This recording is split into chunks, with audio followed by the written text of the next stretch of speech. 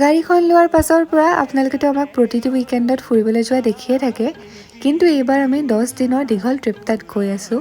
মহাৰাষ্ট্ৰৰ বেলেগ বেলেগ জেগা ফুৰিম বুলি ভাবিছোঁ। ক'ত ক'ত যাওঁ চাবলৈ চেনেলটোক ছাবস্ক্ৰাইব কৰি থ'ব নাপাহৰিব। পিছে দেখিছেনে ৰাতিপুৱা এতিয়া চাহকাপ খাই লৈছোঁ। আমি 6টা বজাতে ওলাই যোৱা কথা আছিল, কিন্তু 9টাই বাজি গ'ল। গম পাইছোঁ দেৰি হৈ গ'ল, কিন্তু পেকিং কৰোঁতে হৈ যায় আৰু দেখিছেনে ইমান খোপা বস্তু।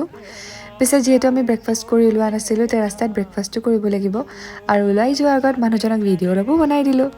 পিছে চাওকচোন ডোচাখন ইমান ডাঙৰ, খাই শেষেই কৰিব পৰা নাছিলোঁ। আৰু আমি ৰাস্তাত বহুত ৰখি ৰখি গৈছোঁ আচলতে।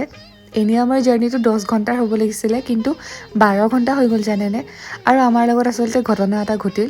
ৰাস্তাতে ডাঙৰ গাঁত এটা আছিল, গাড়ীখন পৰিলে তাত। নাজানো কেনেকৈ বাম্পাৰটো বেকা হৈ গ'ল। সেইখিনিও আকৌ ৰখি ঠিক কৰাবলগীয়া হ'ল আৰু এইফালে বেলেগৰ বাইকত গৈ আমি খানা খাই আহিছোঁ। পিছে ক'ত গৈ আছোঁ সেইটো নেক্সট ভিডিঅ'ত দেখাম।